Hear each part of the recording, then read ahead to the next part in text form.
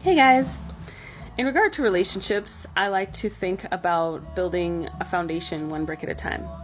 And as a person who has historically overextended myself so many times, especially with people that didn't really appreciate me, that weren't bringing anything to the table, I like to look at my life now as if the person I am in question, whether it's romance or friendship or work, that we're carrying bricks to build a foundation. So if I'm carrying a brick and the other person's carrying a brick and we're both doing the equal amount of work to build this foundation, then everything's great.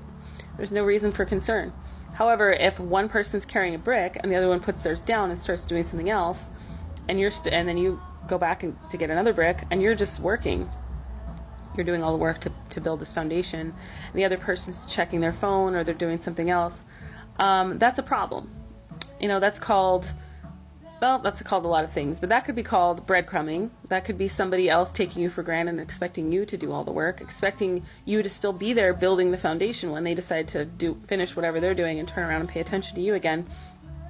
That's a red flag. So pay attention. If you're not carrying the bricks and the other person is, pay attention on that side too.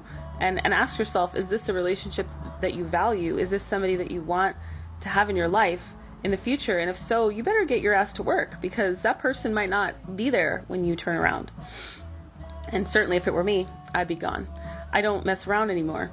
I carry a lot of bricks, and the thing is, I'll do all the work. In the past, I would have done all the work without almost even noticing. And that's because I was raised in an environment, in a breadcrumbing environment, so it's something that I'm accustomed to, it's something that I've adapted to, and it seemed normal and commonplace for me to be doing twice as much work as somebody else. Even in work environments back in the day, I've always been a hard worker. So yeah, but don't